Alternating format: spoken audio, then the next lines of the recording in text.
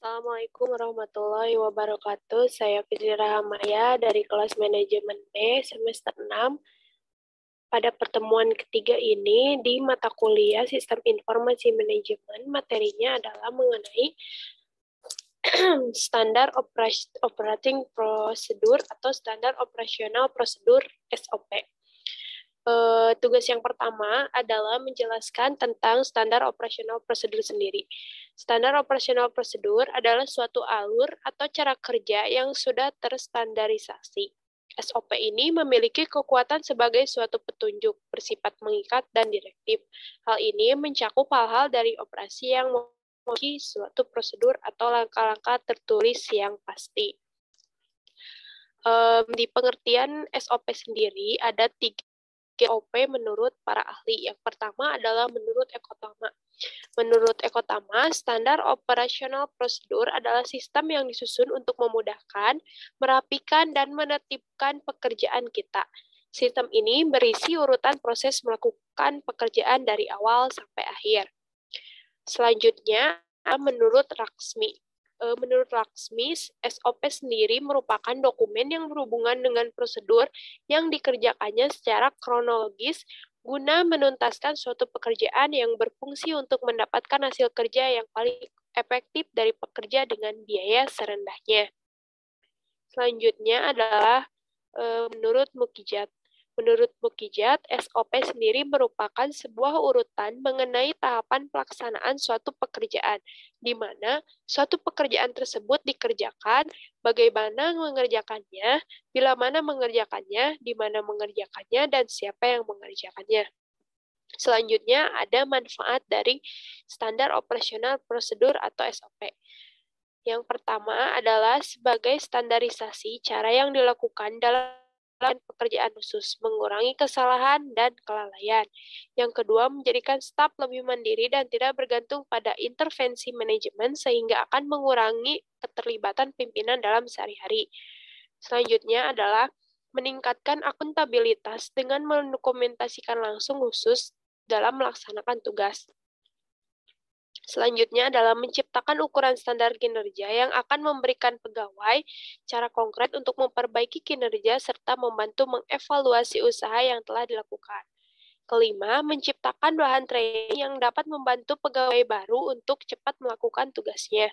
Yang keenam, menunjukkan kinerja bahwa organisasi efisien dan dikelola dengan baik. 7. Menyediakan pedoman bagi setiap pegawai di unit pelayanan dalam melaksanakan pemberian pelayanan sehari-hari.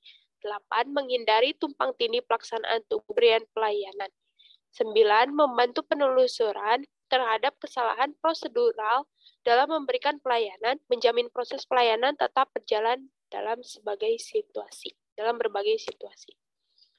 Selanjutnya adalah fungsi dari standar operasional prosedur atau SOP. Yang pertama adalah memperlancar tugas petugas atau pegawai maupun tim atau unit kerja sebagai dasar hukum jika terjadi penyimpangan. 3. Mengetahui dengan jelas hambatan dan mudah dilacak. 4. Mengarahkan petugas dan pegawai untuk sama-sama disiplin dalam bekerja. 5. Sebagai pedoman dalam melaksanakan pekerja rutin. Selanjutnya, apa tujuan organisasi harus memiliki SOP atau harus membuat SOP? Tujuan dari pembuatan SOP dalam suatu organisasi adalah untuk menjelaskan perincian atau standar yang tetap mengenai aktivitas pekerjaan yang berulang-ulang yang diselenggarakan dalam suatu organisasi. SOP yang baik adalah SOP yang mampu menjadikan arus kerja yang lebih baik, menjadi panduan untuk karyawan baru, penghematan biaya, memudahkan pengawasan, serta mengakibatkan koordinasi yang baik antara bagian-bagian yang berlainan dalam perusahaan. Nah, yang tadi adalah merupakan pengertian, manfaat, dan juga tujuan dari adanya SOP. Selanjutnya adalah cara membuat SOP perusahaan yang benar. Sesudah saya resum, di bawah ini adalah beberapa cara pembuatan SOP yang bisa dijadikan acuan perusahaan. Yang pertama adalah pembentukan dan pembagian tim khusus pembuatan SOP. Jadi dalam suatu perusahaan harus adanya tim yang khusus membuat SOP. Yang kedua adalah tentukan sasaran penerapan SOP. Ketika kita membuat SOP, siapa tujuan atau apa tujuannya yang menjadi sasaran kita membuat SOP tersebut. Nah, yang selanjutnya adalah penentuan waktu dan tempat penerapan SOP.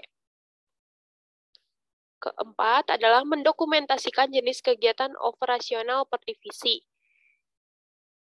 Selanjutnya, menyusun alur kerja, instruksi kerja, dan formulir pendukung. Untuk mempermudah karyawan dalam memahami isi, kita bisa membuat SOP menggunakan flowchart beserta pembahasannya.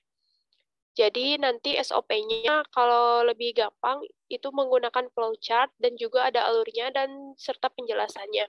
Karena kalau menggunakan flowchart mungkin sebagian orang atau kebanyakan orang akan lebih mudah memahaminya. Selanjutnya ada tukar pendapat sesama tim, evaluasi dan perbaikan jika ada rekonstruksi atau uji coba, lalu verifikasi dari sosialisasikan kepada karyawan. Yang terakhir adalah pemantauan dan analisis dari SOP tersebut. Nah, di dalam tugas tersebut, saya membuat 5 SOP, latihan membuat SOP yang sudah saya search di internet dan juga di PPT yang Bapak berikan.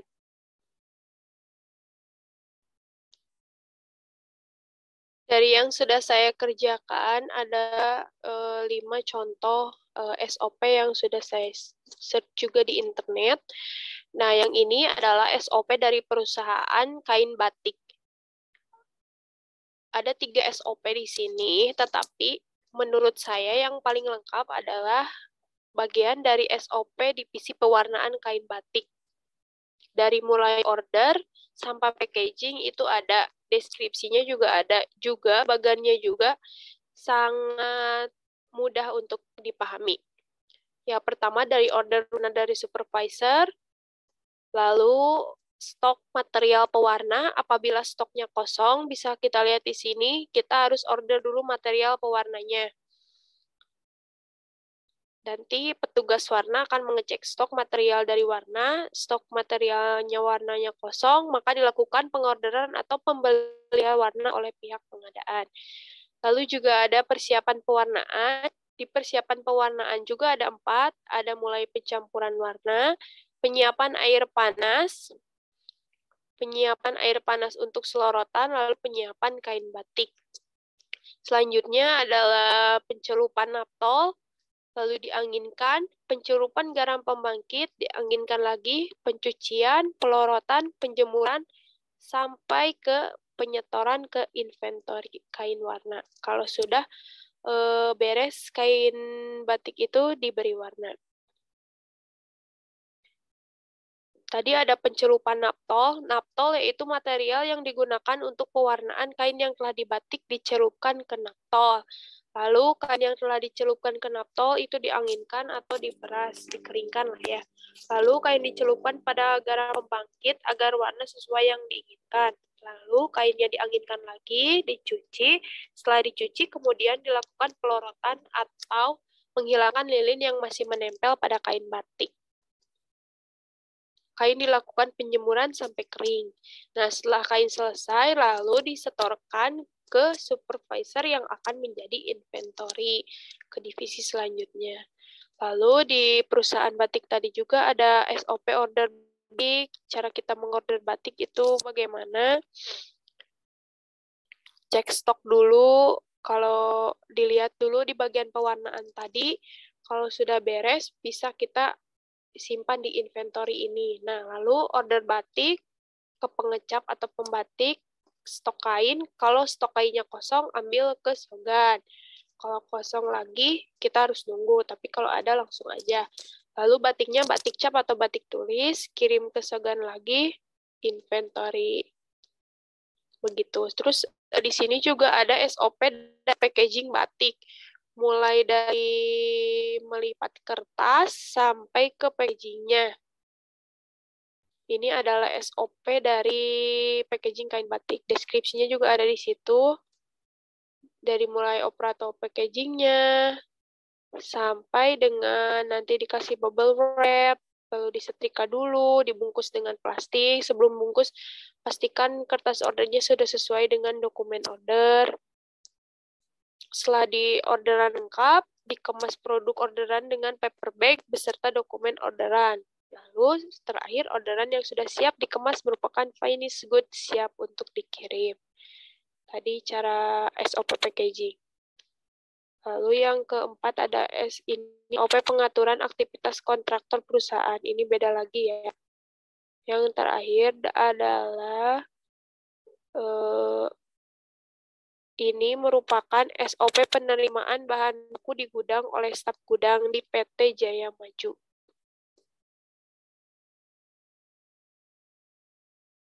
Begitu. Tapi dari kelima ini, SOP yang menurut saya lengkap adalah yang pewarnaan tadi.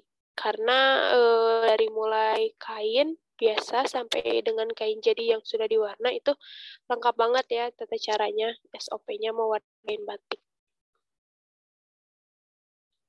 Mungkin cukup sekian untuk materi SOP kali ini. Di tugas kedua, minggu pertemuan ketiga. Mohon maaf apabila ada kekurangan dan kesalahan. Terima kasih. Wassalamualaikum warahmatullahi wabarakatuh.